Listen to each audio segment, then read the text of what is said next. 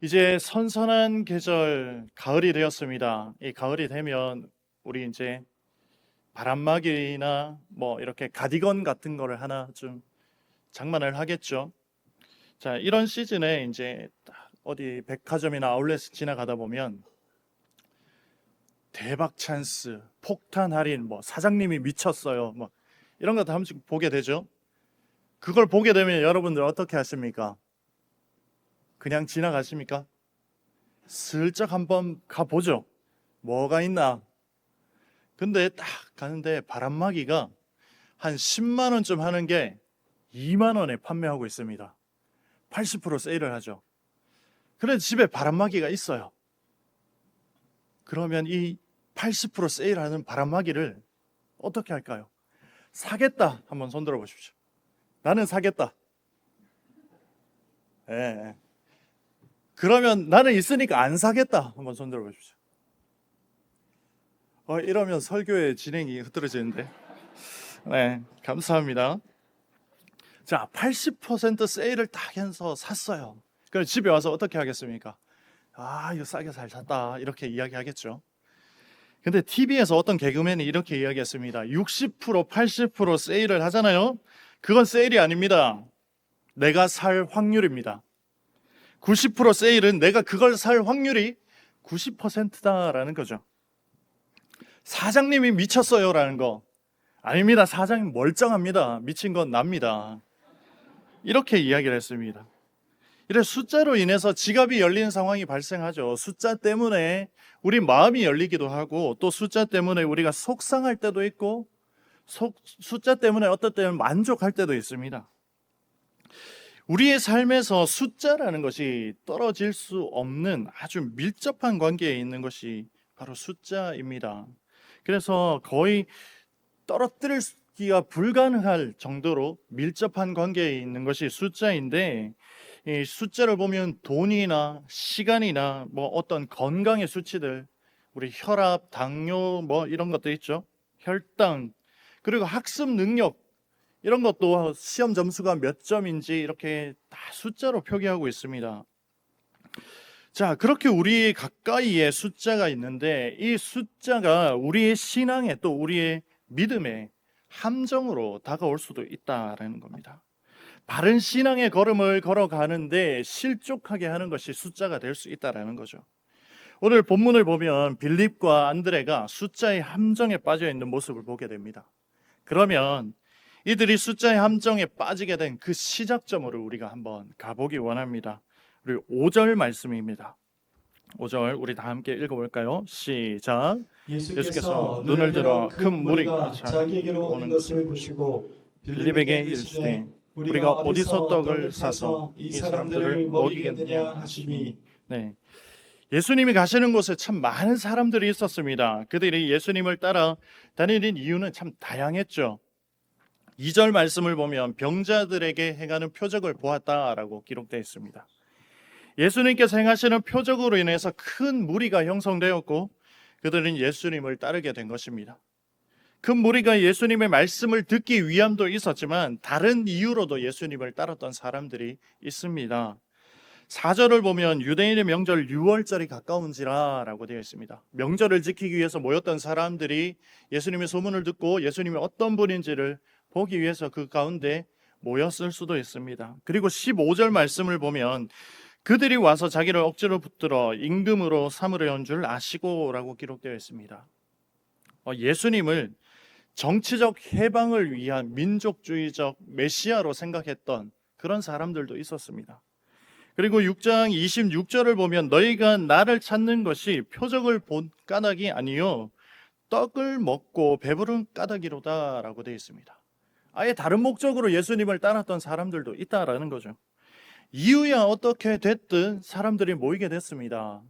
군집하게 되었습니다. 이제 그 때가 된 거죠. 저녁이 되었습니다. 이때 예수님께서는 빌립에게 숙제를 주시죠. 어떤 숙제를 주시냐? 5절 하반절 말씀 우리 자막을 보고 함께 읽어보실까요? 시작. 빌립에게 이르시되 우리가 어디서 떡을 사서 이 사람들을 먹이겠느냐 하시니. 네, 누가복음에서는 이 말씀이 어떻게 기록되어 있냐 하면 너희가 먹을 것을 주라라고 되어 있습니다. 이제 빌립의 머리가 복잡해지겠죠. 말씀에 기록된 인원만 해도 5,000명입니다. 표면적으로 드러난 인원만 해도 5,000명인데 우리는 이 인원이 5,000명이 아니라는 것을 너무 잘 알고 있습니다. 성인 남자를 제외한 여인과 어린아이들 합치면 약 15,000명 정도가 되었을 겁니다. 예수님은 왜 빌립에게 이런 어려운 숙제를 냈을까요? 예수님은 빌립이 어떻게 할 것인지 다 아시면서도 빌립에게 이 숙제를 냈습니다. 빌립은 벳세다 사람이었는데 이 본문의 사건 장소도 그 일대였습니다.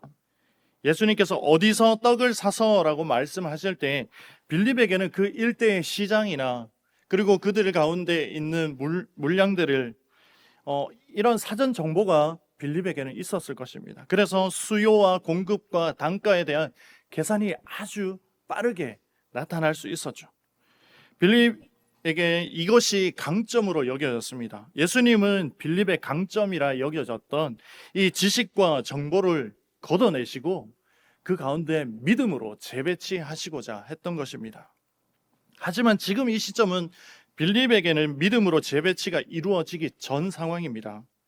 이때 빌립은 어떻게 반응하고 있습니까? 빌립이 아주 머리를 싸맸겠죠. 빨리 계산을 했겠죠. 7절 말씀을 우리 함께 읽어보겠습니다. 7절입니다. 시작. 빌립이 대답하되 각 사람으로 조금씩 받게 할지라도 200데나리온의 떡이 부족하리이다. 네. 자신의 계산으로 나온 이 숫자가 함정이 되어버렸습니다. 능력 되시는 예수님이 바로 옆에 있음에도 불구하고 그 예수님을 바라보지 못하는 그런 함정에 빠져버렸죠. 우리 함께 따라 하실까요? 내 계산으로 만든 함정, 내 계산으로 만든 함정 부족하리이다. 부족하리이다. 네. 빌립은 예수님께서 그들을 먹이라고 하신 말씀을 듣고 그 말씀대로 할 수는 없었겠지만 어떻게든 해보려고 계산을 해봤겠죠. 그래서 빌립이 내놓은 결과가 200데나리온이 부족하다라는 것입니다. 이것은 틀린 답은 아니었습니다. 자신이 가지고 있는 능력으로는 도저히 할 수 없을 것 같은 그런 일이었지만 해답을 찾아보려고 계산을 하고 계산을 해서 나온 것이 바로 200데나리온이 부족하다라는 것이었습니다. 그것이 빌립에게는 함정이 되어버렸습니다. 이 빌립이 잘못한 건 아니죠. 200데나리온이 부족하다는 함정에 빠져서 그 시야가 좁아졌고 믿음의 눈이 가려졌을 뿐입니다. 계산은 너무나 정확했지만 결론은 정확하지 않았다라는 겁니다. 나름의 해결책, 나름의 답을 도출해내려고 애를 썼지만 출제자 예수님께서 원하시는 답은 그게 아니었다라는 거죠. 빌립은 사람의 수와 비용은 정확하게 계산을 했지만 주님의 능력을 왜 그 가운데 포함하지 못했을까요? 빌립이 예수님과 함께하면서 여러 가지 기적들을 목격했습니다. 그럼에도 불구하고 자신 옆에 계시는 그 예수님을 떠올리지 못했습니다. 상식적인 추산으로 얻어낸 그 숫자가 결론이 되어버려서 믿음의 시야가 가려져 버린 거죠. 제가 우리 교회 처음 왔을 때 이제 사역을 쭉 하면서 숫자를 가장 많이 본 때는 바로 행축 시즌이었습니다. 그때 보니까 방문자 수, 결신자 수, 등록자 수 막 계속 숫자가 매일매일 이렇게 업데이트 됩니다. 어마어마했습니다. 그때 제가 이제 저희 5교구 성도님들에게 이야기했습니다. 어떻게 사람 마음을 우리가 움직이겠습니까? 전도는 우리가 하고 그들의 걸음은 하나님께서 인도하실 것입니다. 믿고 파이팅 합시다. 이렇게 이야기했습니다. 그리고 주일이 되었습니다. 1부 예배를 끝나고 5교구 등록자 수가 너무 저조했습니다. 제 마음속에 요동치기 시작했습니다. 아, 이거 어쩌지? 조마조마했습니다. 그래서 전화기를 붙들고 전화를 해야 되나 말아야 되나, 그분 오시기로 했잖아요. 왜 안 오셨어요? 이런 말을 할 뻔했습니다. 안 했어요. 그 단 하나의 숫자, 1부 예배 끝나고 보여진 그 단 하나의 숫자의 마음이 아주 요동이 쳐버렸습니다. 제가 성도님들에게는 하나님께서 일하신다라고 이야기를 했는데 그럼에도 제가 그 숫자 하나를 보고 마음이 흔들려서 전화기를 붙잡고 어떻게 해야 되나, 물어봐야 되나, 이런 고민을 하는 그런 모습을 보게 되었습니다. 안타깝죠. 이렇게 부족한 목사입니다. 자, 이제는 그렇게 해서는 안 된다는 거죠. 우리의 상식과 계산을 뛰어넘어서 우리의 능력이 되시는 그 주님을 바라볼 수 있어야 합니다. 그런 주님을 바라볼 수 있는 믿음을 소유한 우리 모든 성도님들이 되시기를 축복합니다. 아멘. 7절에 빌립이 부족하다라는 말을 한 뒤에 더 이상은 빌립이 언급되지 않습니다. 빌립은 부족한 것으로 결론을 지어버렸죠. 우리도 지금 예수님을 바라보지 못하고 우리가 마주하고 있는 마치 200데나리온이 부족하다라는 그런 것들이 우리에게 있지는 않을까요? 그래서 그 숫자로 인해서 부족하다, 안 된다라는 고백을 우리가 하고 있지는 않을까요? 자, 200데나리온이 부족하다라는 그 숫자는 사실이었습니다. 하지만 결론은 예수님께서 만들어 가십니다. 지금 우리의 삶에서 치열하게 현실을 살아가고 있습니다. 현실 속에서 뒤처지지 않기 위해서, 끝까지 살아남기 위해서 피땀 흘리며 하루하루를 살아갑니다. 그러면서 많은 숫자들이 우리 앞에 다가옵니다. 그것이 삶의 결과물처럼 우리의 손에 잡혀지게 되죠. 빌립에게 200데나리온이라는 숫자가 잡혀졌던 것처럼 우리의 손에 200데나리온이 잡혀져 있게 될 것입니다. 너무나 정확하게 내가 살아왔던 삶의 결과처럼 내게 다가옵니다. 그것은 사실입니다. 부정할 수 없는 너무나 정확한 현실입니다. 그런데 그것이 우리의 삶의 결론으로 종결되어서는 안 된다라는 거죠. 숫자가 전부를 드러내주지는 못합니다. 거기에 주님의 손길로 덮으시고 은혜를 부으셔서 우리의 삶의 결론을 만들어 주십니다. 그것이 바로 우리 주님이십니다. 믿으십니까? 아멘. 매달 월급을 받게 되면 남아있는 것은 통장의 거래 내역밖에 없습니다. 할부금 나가고 대출금 나가고 통신비 나가고 관리비 나가고 가스비 나가고 보험료 나가고 뭔 일에 나가는 게 많습니까? 또 뭐가 나가십니까? 집도 나가시나요? 네. 저는 또 AI를 절친으로 삼기 위해서 걔한테 용돈도 주고 있습니다. 용돈 안 주면 친구를 안 해줍니다. 비싼 친구입니다. 그 친구. 정신없이 하루를 살아가죠. 끊임없이 숫자는 변해가는데, 그런데 우리가 그 숫자를 우리의 삶의 전부로 여겨서는 안 된다라는 거죠. 뭔가 부족한 가운데 숫자로 드러낼 수 없는 은혜가 있을 것이고, 어떤 측정값으로 나타낼 수 없는 믿음이 우리 안에 있고, 어떤 수치로 기록할 수 없는 말씀의 깊이가 우리의 삶 속에 녹아 있습니다. 이런 것들이 우리의 삶에 채워져서 주님은 성도의 삶을 완성해 가십니다. 나의 계산으로 만들어진 숫자 너머에 있는 주님이 만들어 가시는 그 결론에 그 삶을 맡겨드리는 우리 모든 성도님들이 되시기를 축복합니다. 그리고 이어 나오는 숫자의 함정에 빠진 사람이 또 있습니다. 바로 안드레입니다. 우리 자막을 보면서 함께 읽어보실까요? 8절과 9절 말씀입니다. 시작. 안드레가 예수께 여짜오되 여기 한 아이가 있어 보리떡 5개와 물고기 2마리를 가지고 있나이다. 그러나 그것이 이 많은 사람에게 얼마나 되겠사옵나이까. 네, 안드레는 눈앞에 보여주는 숫자로 인해서 함정에 빠지게 되었습니다. 우리 함께 따라 하실까요? 보여지는 숫자가 만든 함정, 보여지는 숫자가 만든 함정 얼마나 되겠습니까? 얼마나 되겠습니까? 네, 안드레 앞에 한 아이가 있었고 그 아이를 통해 작은 도시락을 전달받게 되었습니다. 그런데 그 숫자는 너무나 터무니없는 숫자였죠. 그 도시락의 질조차도 그렇게 좋은 음식이 아니었습니다. 그때 보리떡은 밀보다 값이 싸고 또 거칠어서 가난한 이들의 주식으로 삼았던 음식입니다. 6월절 무렵에는 보리 수확기이기 때문에 또 보리를 구하기가 쉬웠다라고 합니다. 그리고 물고기라고 기록되어 있는 이 단어를 원어에서 보면 작은 생선, 반찬거리를 뜻하고 있습니다. 그래서 빵과 곁들여 먹는 저렴한 단백질 음식이었습니다.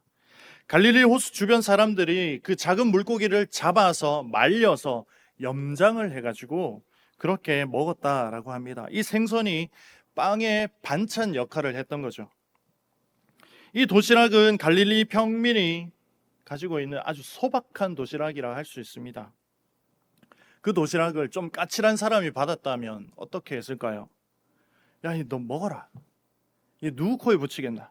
이렇게 하진 않았을까요? 안드레는 이 도시락을 예수님께 드립니다. 그러나 그 역시도 이 많은 사람들을 먹이기엔 터무니없다, 턱없이 부족하다라 여겼습니다. 5와 2라는 숫자가 안드레를 얼마나 되겠습니까? 라는 함정에 빠뜨려 버렸습니다. 만약에 보잘것없는 도시락이라고 무시해서 돌려보냈다면 이게 어떤 일이 일어났을까요? 하지만 안드레는 5와 2라는 숫자를 보고 안 될 것이라 생각했지만 아주 작은 가능성을 보고 그 도시락을 예수님께 드렸습니다. 안드레는 어떤 생각을 하고 있을까요? 이게 된다 생각했을까요? 안 될 거라 생각했을까요? 아마 안 될 거라 생각하는 것이 좀 가까웠을 겁니다. 제가 AI에게 한번 물어봤습니다. 안드레의 관점에서 이 상황을 한번 말해줄래? 라고 했습니다. 그랬더니 이 친구가 이야기합니다. 지금부터는 안드레의 회고 이야기입니다. 그날 나는 군중 속에서 한 아이를 봤다. 보리떡 5개, 물고기 2마리, 작지만 분명한 가능성이 있었다. 나는 곧장 주님께 말했다. 여기 아이가 있습니다. 그런데 내 입술은 그러나를 덧붙였다. 이게 이렇게 많은 사람들에게 얼마나 되겠습니까? 나는 자금을 보았고 동시에 숫자를 보았다. 5와 2를 본 눈이 5천이 넘는 숫자 앞에 얼어붙어 버렸다. 지금 생각한다. 나는 크기만 계산했고 누구의 손에 있느냐는 계산하지 못했다. 이렇게 안드레의 회고를 정리해 주었습니다. 안드레는 자신의 손에 보여지는 것과 자신의 눈앞에 보여지는 그 많은 숫자들로 인해서 그 믿음의 눈이 가리워져 버렸습니다. 숫자의 함정에 빠져버리게 되었죠. 눈앞에 보여지는 것보다 더 크게 다가오는 함정은 없을 것입니다. 그래서 안드레의 입에서 그러나라는 말이 나오게 되었던 거죠. 눈으로 보여지는 것이 그만큼 우리로 하여금 쉽게 믿음의 눈을 가려버리게 합니다. 안드레의 형제 베드로도 눈앞에 보여지는 파도 때문에 예수님을 향한 그 믿음이 무너져 버린 모습을 볼 수 있습니다. 그때 물 위를 걸어오다가 파도를 보고 물에 빠져버린 그 베드로를 건지시면서 예수님께서는 이렇게 말씀하셨습니다. 마태복음 15장 31절 말씀입니다. 우리 함께 읽겠습니다. 시작. 예수께서 즉시 손을 내밀어 그를 붙잡으시며 이르시되 믿음이 작은 자여 왜 의심하였느냐 하시고. 네, 큰 파도가 눈앞에 보여지니까 한 걸음 한 걸음 쌓여가는 그 믿음이 와르르 무너져 버렸던 것이죠. 우리의 삶에도 보여지는 것으로 인해서 우리의 믿음이 약해질 때가 있습니다. 더 심각하게는 하나님을 의심하게 될 때도 있죠. 과연 하나님이 일하고 계시는 걸까? 정말 최선을 다해서 기도하고 공부하고 학원보다 예배를 우선순위로 두었고 그렇게 시험을 쳤는데 시험 성적이 만족스럽지 않을 때, 내 눈앞에 놓여져 있던 그 성적표가 정말 실망스러울 때 하나님, 내가 이렇게 열심히 했는데 왜 이것밖에 안 됩니까? 라고 말하지는 않을까요? 믿음 가운데 숫자는 얼마나 잘했느냐, 얼마나 열심히 했느냐 드러내는 척도가 아닙니다.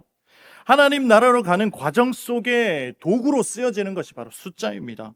기도 열심히 하고 예배 잘 드리고 해서 다 100점 맞고 다 1등하고 다 수석하는 것이 아니라는 거죠. 1등 해서 하나님께 영광 돌리는 것도 중요합니다. 그런데 하나님은 1등이라는 제일 높은 곳에 있는 그 숫자만을 원하시는 분이 아니라는 거죠.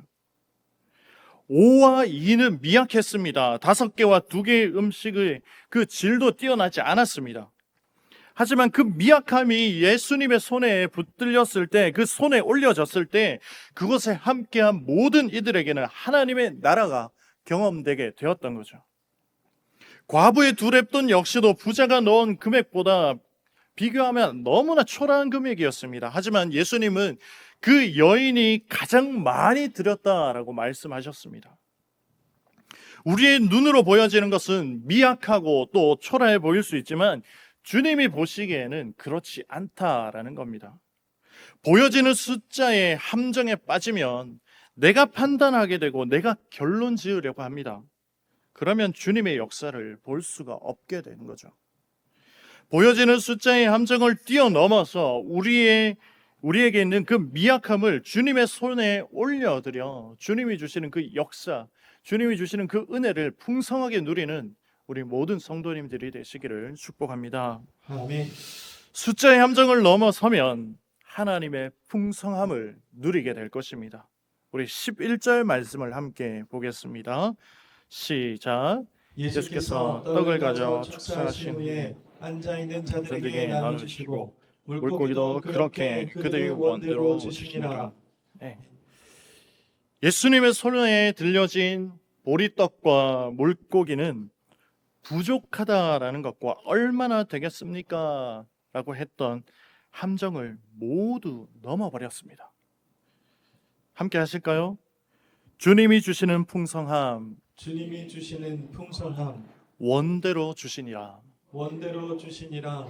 네, 예수님은 하나의 도시락을 받으시고 사람들을 앉히셨습니다. 앉았으면 이제 뭔가 판이 깔아진다라는 거죠.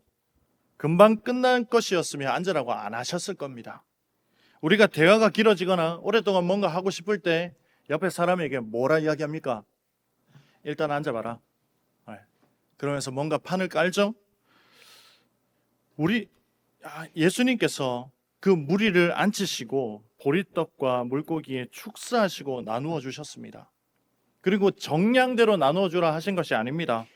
원하는 대로 주셨습니다.